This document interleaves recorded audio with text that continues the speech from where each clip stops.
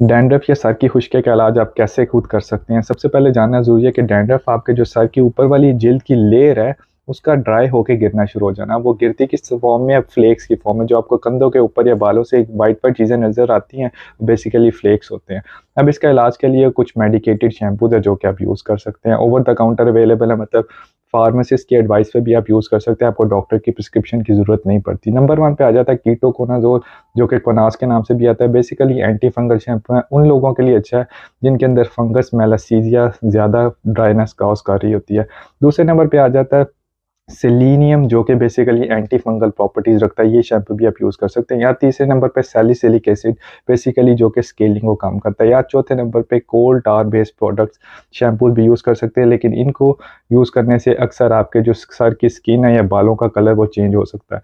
अब अगर इन शैम्पू को यूज़ करने के बाद 1 महीना फिर भी आपकी खुश्की मुसलसल रहती है, तो आप